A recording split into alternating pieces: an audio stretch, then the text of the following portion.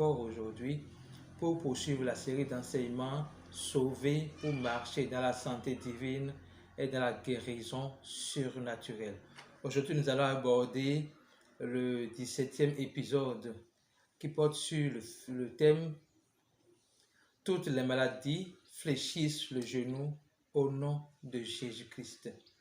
Toutes les maladies fléchissent le genou au nom de Jésus-Christ. Dans le domaine naturel, on parle de maladies génétiques, maladies incurables, toute forme de maladie, d'infirmité. Mais dans le domaine spirituel, pour celui qui croit que Jésus est mort pour ses péchés, enseveli et ressuscité, pour celui qui croit que Jésus est le Christ, pour celui qui, par cette foi, est né de Dieu, est devenu enfant de Dieu, celui-là n'est pas concerné par les maladies dites héréditaires, les maladies transmissibles, les maladies incurables. Il n'est pas concerné par ces maladies-là. Pourquoi? Parce qu'au nom de Jésus-Christ, toutes les maladies fléchissent le genou.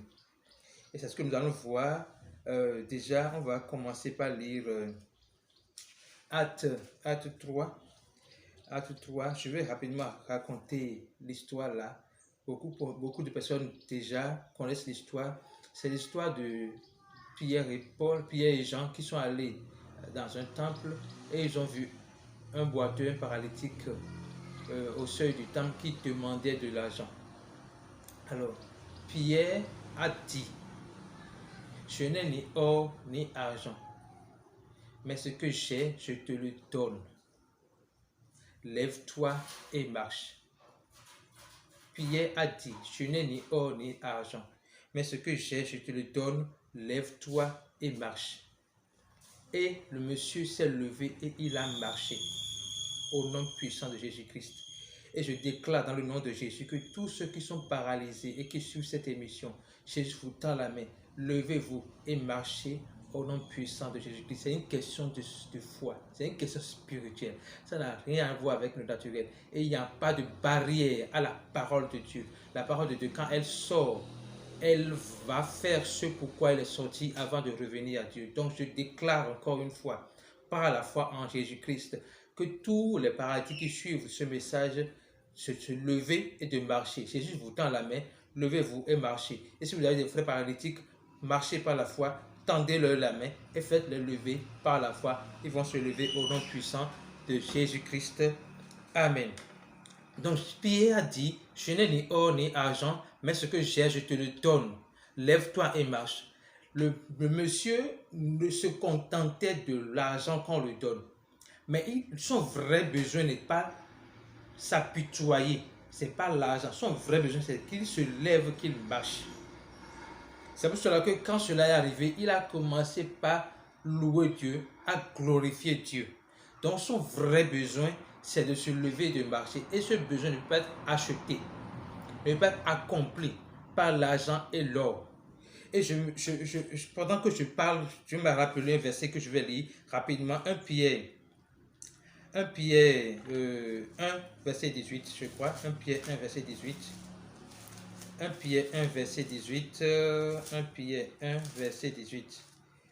1 Pierre 1, verset 18. Je crois que c'est bien ça. Il dit, sachant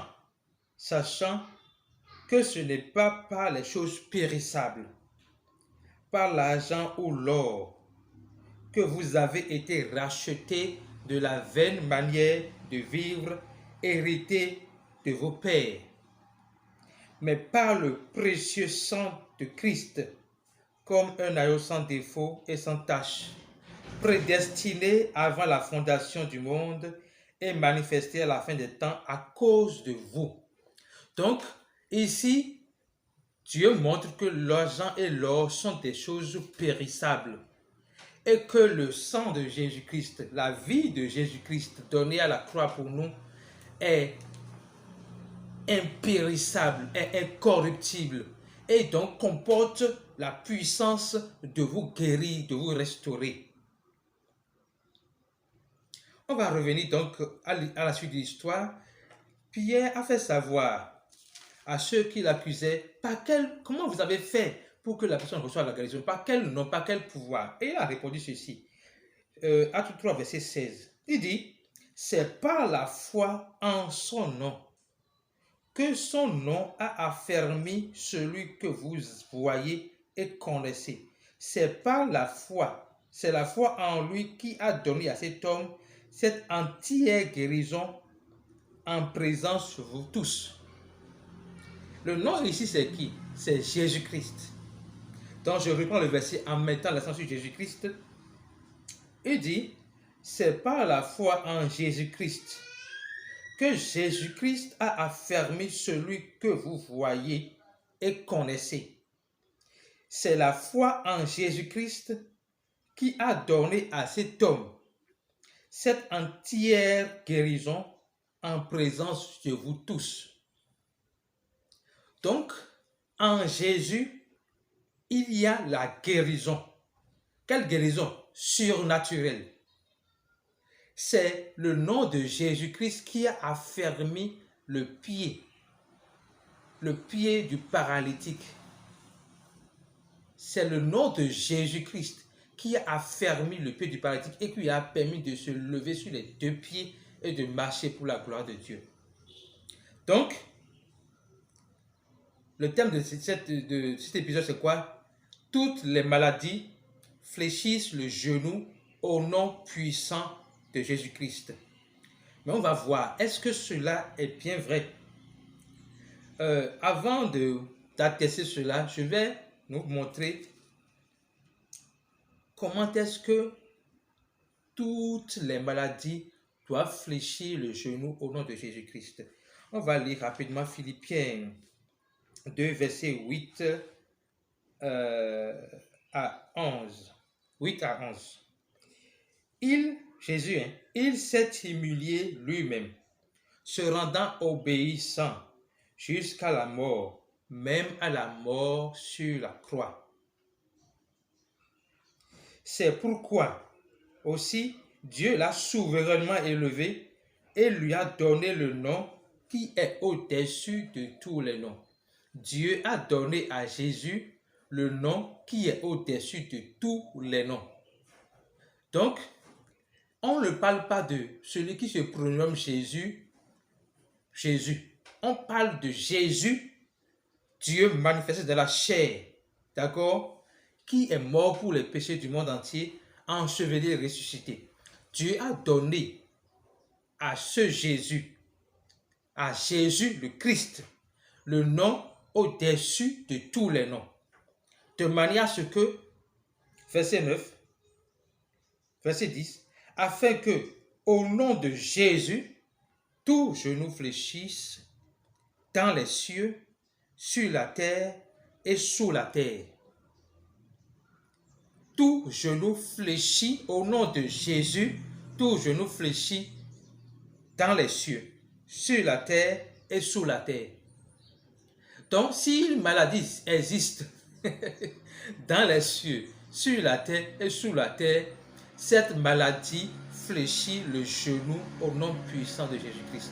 Alors, si vous avez une maladie dans votre corps, déclarez à la maladie, je t'ordonne au nom de Jésus, fléchis le genou et disparaît. Quand on dit fléchir le genou, c'est se prosterner devant l'autorité de Jésus-Christ. Alors, si Jésus-Christ représente la santé et que la maladie vient et qu'on dit que la maladie fléchit le genou au nom de Jésus-Christ, c'est que la maladie disparaît et la santé règne. La maladie disparaît et la santé apparaît. Donc, quand on dit que les maladies fléchissent le genou, c'est que les maladies disparaissent et la santé de Christ apparaît. Parce que la santé de Christ a l'autorité sur toutes les maladies. Et toutes les maladies doivent fléchir le genou au nom de Jésus-Christ. Alléluia. Donc, je vais vous lire la suite. Il dit, et que toute langue confesse que Jésus-Christ est Seigneur à la gloire de Dieu. Je vais relire le verset en entier pour que nous puissions le saisir. Jésus s'est humilié lui-même en se rendant obéissant jusqu'à la mort, même à la mort sur la croix. C'est pourquoi aussi Dieu l'a souverainement élevé et lui a donné le nom qui est au-dessus de tous les noms, afin que au nom de Jésus, tout genou fléchisse dans les cieux, sur la terre et sous la terre, et que toute langue confesse que Jésus est Seigneur, à la gloire du Dieu le Père. Je déclare dans le nom de Jésus-Christ que toutes les maladies dans votre vie fléchissent le genou et que la santé du Christ pourvue à la croix devient une réalité tangible dans votre vie au nom puissant de Jésus-Christ, afin que toutes les langues autour de vous, tous ceux qui pensent, tous ceux qui autour de vous ne glorifient pas Dieu à cause de votre maladie, puissent glorifier Dieu comme ce paralytique, mais également comme les gens qui ont vu ce paralytique marcher sur les deux pieds avec vous au nom puissant de Jésus-Christ. Amen. Alors, on a établi le fait que Jésus-Christ a autorité sur toutes les maladies et que toutes les maladies fléchissent les genoux au nom de Jésus-Christ. Nous allons poursuivre dans l'étude. On va voir, et je crois, Acte 4, verset 12. Acte 4, verset 12. Acte 4, verset 12. Ça dit ceci. Verset 11 d'abord. Jésus est la pierre rejetée par vous, qui bâtissez et qui est devenue la pierre angulaire. Alors, comment est Jésus-Christ est devenu la pierre angulaire? Rejeté comment? Comment il a été rejeté? Lorsque on devait le crucifier, on a choisi entre lui et un voleur. On a dit, qui voulez-vous qu'on crucifie? On dit Jésus-Christ de Nazareth. Alors que lui, il est saint et juste. Je crois que je vais trouver le verset. Si je peux trouver ce verset, je réponds. Jésus est saint et juste. Jésus est saint et juste. Je ne trouve pas le verset. Ça me fait un peu mal. Mais je vais quand même lire comment Jésus-Christ est devenu la pierre angulaire. Jésus-Christ est le saint et le juste qui a été rejeté. Ça me fait un peu mal, je ne retrouve pas le verset. Sachez-le tous, tout le peuple d'Israël, c'est par son nom que Jésus de Nazareth qui a été crucifié, ressuscité des morts. C'est par lui que cet homme se présente devant vous en pleine santé. Donc, j'ai compensé par Acte 4, verset 10. Sachez-le tous, et que tout le peuple d'Israël le sache. C'est par le nom de Jésus-Christ de Nazareth que vous avez été crucifié et que Dieu a ressuscité des morts. C'est par lui que cet homme se présente en pleine forme devant tous. Jésus est la pierre rejetée par vous qui bâtissez et qui est devenue la pierre principale. Je vais retrouver le verset. Permettez, je vais retrouver le verset. Ce n'est pas un verset perdu. Voilà. C'est Acte 3, verset 14. Il dit ceci. Vous avez renié le saint et le juste et vous avez demandé qu'on accorde la grâce à un meurtrier. Vous avez renié le saint et le juste et vous avez demandé qu'on accorde la grâce d'un meurtrier. Donc, Jésus, le saint et le juste, a été renié, rejeté. Et c'est pour cela que la parole dit ici, dans Acte 4, verset 11, que Jésus est la pierre rejetée par vous et qui bâtissez et qui est devenue la pierre de l'angle. C'est extrêmement important de comprendre cela. Maintenant, Jésus rejeté est devenu la pierre de l'angle. Pourquoi? Parce qu'il a vaincu la mort. il a vaincu la mort et les conséquences de la mort. Et plus que ça, il est ressuscité des morts le troisième jour. Alléluia. Alors, pour cela, voilà ce qu'on dit de son nom. On dit, il n'y a de salut en aucun autre. Il n'y a de salut en aucun autre. Le salut, c'est la vie éternelle. C'est la délivrance de la puissance des ténèbres pour entrer dans le royaume du Fils de son amour. C'est quitter les ténèbres pour la lumière. Le salut, c'est pour cela que la Bible est écrite. Le salut, c'est pour cela que les livres de la Bible sont écrits. La Bible porte sur le salut. Et celui qui donne le salut est Jésus-Christ. Donc, il n'y a de salut en aucun autre. Donc, il n'y a de salut en aucun autre. Et je vous ai dit ici plusieurs fois que dans le salut, il y a la guérison. Le salut veut dire soteria, qui veut dire délivrance des péchés et des conséquences du péché. Et ça veut dire également sozo, qui veut dire délivrance des maux, racine du péché. Donc, il n'y a de salut en aucun autre. Il n'y a de salut en aucun autre. Mais il y a sous le ciel, car il n'y a sous le ciel aucun autre nom qui a été donné parmi les hommes par lequel nous devrions être sauvés. Il n'y a de salut en aucun autre. Et il n'existe sous le ciel aucun autre nom par lequel nous devrions être sauvés. Tant dans le siècle présent que dans le siècle à venir. Vous savez, Jésus a pourvu à tout de manière à ce que personne ne peut trouver des excuses pour ne pas marcher dans la santé divine et dans la guérison surnaturelle. Covid-19 a frappé. Mais la parole de Dieu à notre sujet, c'est quoi? 10 000 tombent à ta droite, 1000 à ta gauche, tu ne seras pas atteint. Pourquoi? Parce que il a dit que dans le siècle présent comme dans le siècle à venir, il n'existe aucun nom au-dessus de ce nom-là. Jésus-Christ est le nom au-dessus de tous les noms. Par Jésus-Christ, toutes vos maladies sont guéries par la foi.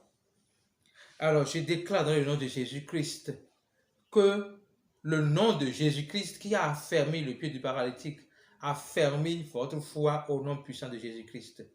Le nom de Jésus-Christ qui a permis à beaucoup de recevoir la guérison, permet à vous qui me suivez de retrouver la guérison au nom puissant de Jésus-Christ.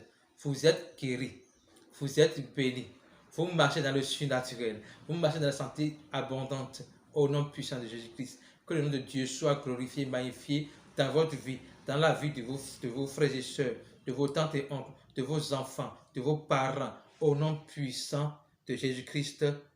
Amen.